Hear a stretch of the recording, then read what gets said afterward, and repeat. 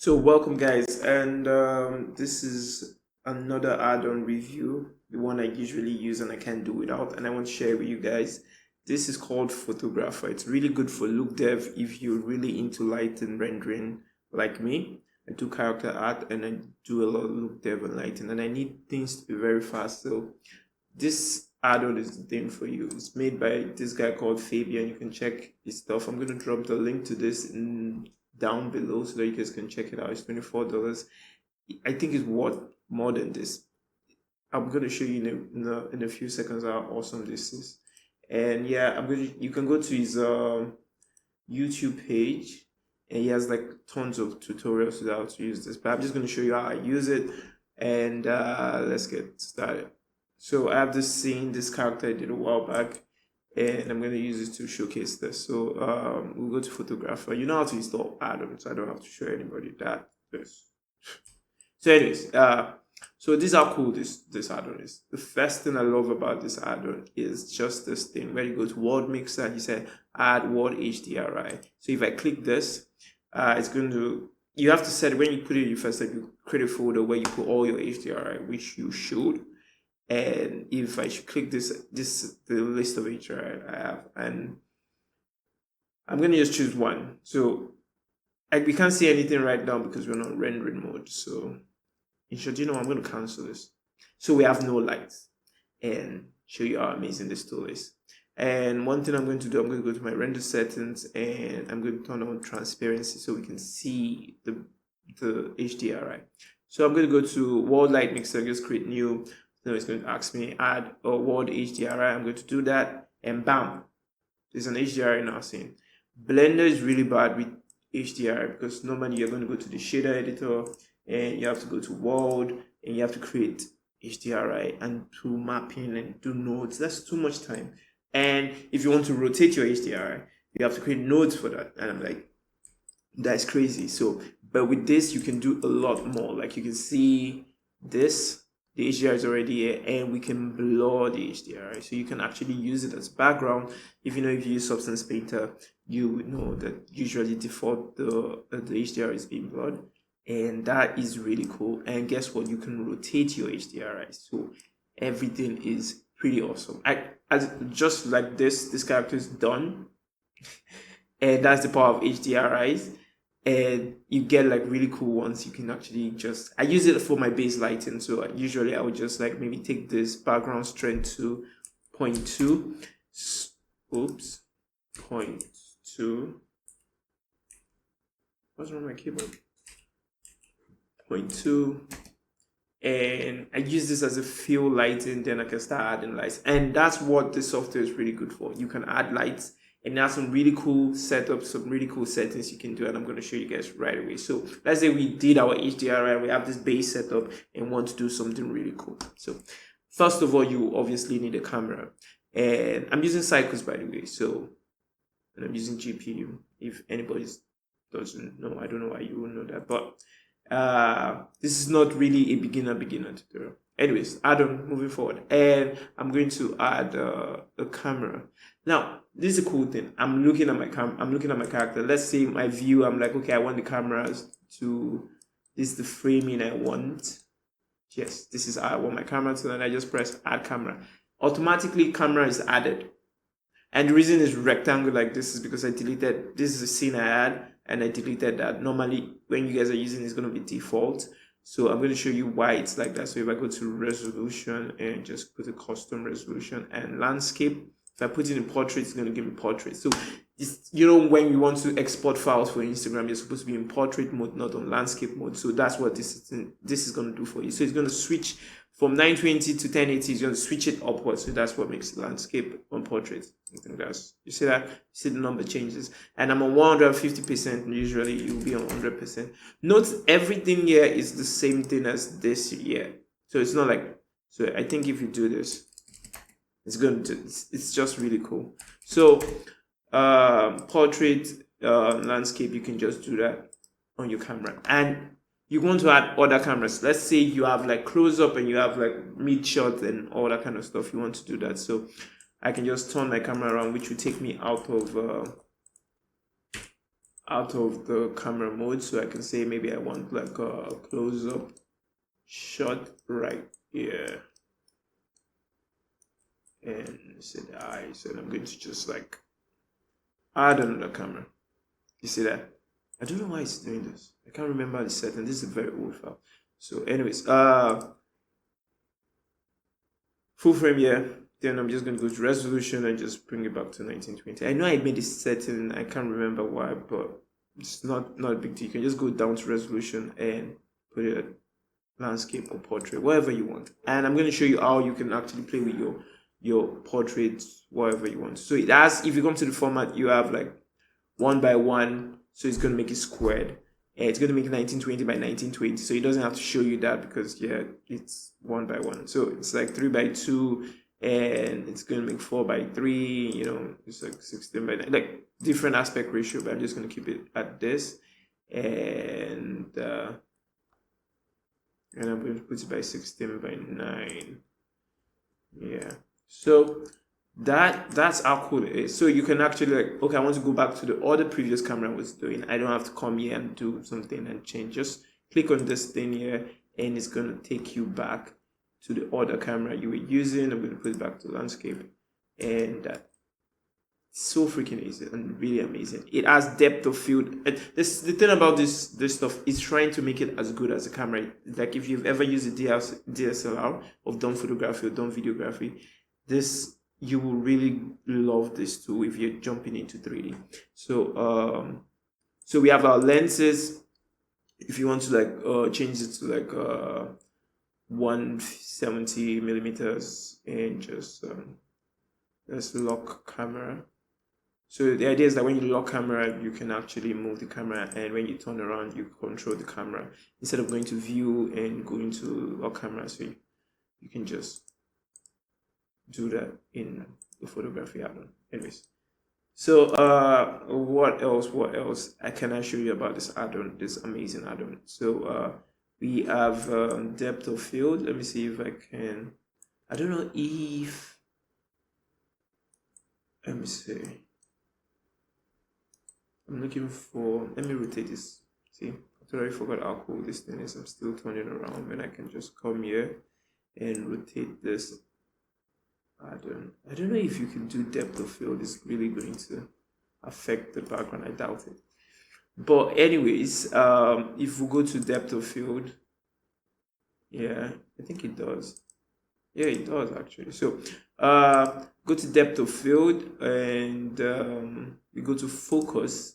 Now if we click on the character, it's going to make the character in focus. And guess what? You don't want to like, okay, the character is in focus, you know, I have lock camera and I want to zoom in, you know, the depth of field just changes. It's like, oh shit, what am I going to do?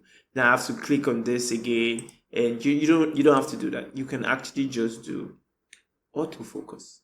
And you see autofocus, just click on this and pick this. So this camera is going to keep tracking this face as the focus. So it's like, so whatever I do, we didn't do that. This thing's about to fall my hands. Yeah, so let me see. It's not working. Okay, maybe I'm not doing something. Oh, I didn't enable autofocus. So I have to enable autofocus. And let me see if it works now. It's not working. Why?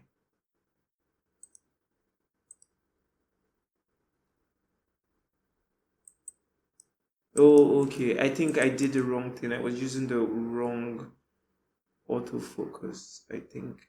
Yes, I was using the wrong autofocus. My bad. Okay. So the idea is for those who do animation or you want to move around, you actually use this AF track. I'm not sure what AF. Click on an object in the viewport to set the focus on its surface. I think it just does what this does. So if you do this and you click on this, you see there's this gizmo that comes on the nose, and it just keeps tracking the focus no matter what we do, so it doesn't get blurred. Yeah, and that's it. It's just basic autofocus.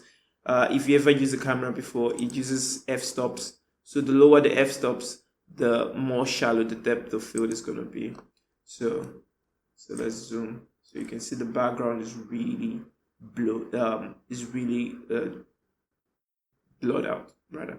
So if we take this to like maybe f.20, so we see the background gets sharper. So just play with this. It's trying to actually work like a camera, so you have to actually know cameras. It can get a little bit complicated because there's so many things on this add-on. So I'm just going to use I'm just showing you guys what I use, and I'm showing you guys how amazing this stuff is. And there's this thing called bokeh textures, like how the lens is actually blurring the background, the texture on the lens. So we can actually change this to, let me see, if you click on star, I think it's gonna do some star. If you have like some cool lights, I did set that up, but you guys can actually play with this. So you can actually play with how it's the depth of field thing. If you understand depth of field, you understand what I'm saying. So play with your depth of field, play with this add-on. I don't want this to be a long tutorial or a long review. So you have your focus. And another cool thing this add-on has, so I'm just going to increase this to 1. So the HDR is bright enough so that we can see this camera. So you can see this character. And then just take off the focus, the depth of field. Just cancel the focus. Yeah. So our camera is bright and shiny and beautiful. And I want to actually do some post effect. I'm done with rendering. I'm done with all this cool stuff. So I'm going to go to camera effect, and I can start adding like really like bloom, sharpness, film grain, all this post effect that we'll probably go do in like in Photoshop, but you don't have to do that. You can actually work with your exposure, so you can work with like real exposure. You can make it auto, you can make it manual, and you can work as if you're working on a camera. So you can see we have shutter speed and we have aperture, and this actually works with animation also, because if you are speeding and you want your animation motion blur to be realistic, so you have to work with the shutter speed. You really have to understand the camera, because that's why the add-on is called photographer. So yeah, that's that about that. Now I want to show you guys the main cool thing about this add-on, which I use, which is lighting. Because if you do a lot of look dev, you have to do a lot of lighting and rendering. And we're going to go to this section called the light mixer. This is the best part of this add-on. So I'm going to take this back to 0.2. So we have no lights now, saying so usually I don't like lighting with the camera on. I'm just play with it without the camera. So I'm going to take the lock camera out so I can have my full frame. And now I'm going to add lights. Usually I'll press like Shift A, we'll add like area lights, and we see this small light, then we start moving, and yes, and maybe scale this. Then come here, and we add more exposure. And the add-on did this. So if your interface looks like this when you install the add-on, this is because of this. So you can actually reduce this plus 1.05 minus 0.5, so which is really efficient. So it actually changes your light editor and makes it awesome, makes it cool. So anyways, so this is what we will usually do, yeah, but you don't have to do that. So let me just delete this. I'm going to go back to light mixer, and I'm going to add an area light now. I'm going to click on this, then it's going to bring this stuff out, and it's going to tell me like, okay, if let's say I want a specific position I want the light to be, so I'm going to like try and like get that. I want it on the forehead, yeah, I'm just going to try and match that and click. Now we have the light there, so I don't have to pick from here and pick from here, and I can actually now start scaling, scaling the light. We can do a lot of stuff here. We can change the color, we can increase the temperature, yeah, we can work with the light here a lot. But this is the icing in the cake. You see this thing called target, add light targets. If you click on this and we click on the forehead, now if we go to the move tool, and like use your middle mouse button, we can actually control it, and the target of the light will be on that forehead, and which gives a better control for your light, and which is really cool. This is really dope. So we can just add that, increase the power. So maybe we can put like maybe 200. or maybe 300 or 500, so it's brighter. So you can see, beautiful add-on. So and again, we can actually just add more lights. So we can add like a spotlight, any kind of light we want to add. And I just like using area light, so I'm just gonna add another area light. So I'm going to like say maybe want a light from this angle. Yeah, add a target on that angle. Press enter.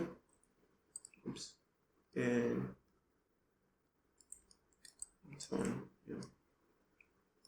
Scale this light. Yeah. Come here, increase this, so we have like a fill kind of light here, and we can use this as a main light by increasing this. Maybe reduce this a bit. Then we can now say I want the backlight, so I'll just come here and add another light from here. Oops. And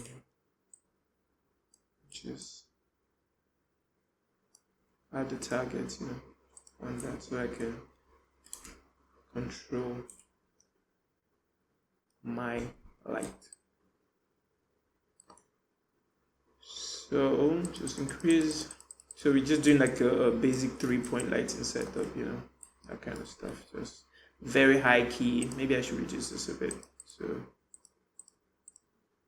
yeah. So anytime we can come select any of these lights. We can name the lights. This is kind of like Maya and stuff. Blender has this in default, so anyways. But if the idea is that anything you have to do about look depth, you can actually do it in this stuff. It has really cool stuff like Google textures, where you can have like the light can have textures, and that's some default textures where you can have caustics. Maybe you want the thing to look like she's underwater, and we can have like vegetations. I think this video is getting too long already. Yeah. So that is pretty much it about this. Oh, what am I missing? Let me see if I'm missing anything about this add-on. I doubt it. So yeah, we can just change in, add stuff. And another thing we can do with this add-on is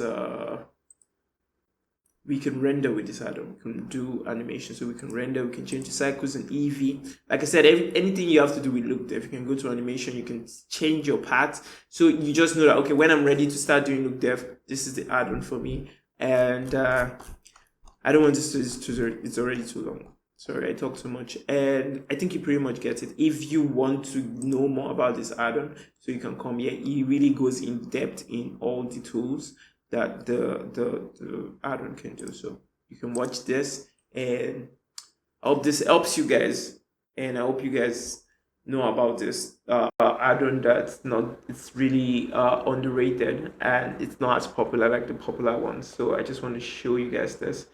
I'll talk to you guys later. Peace.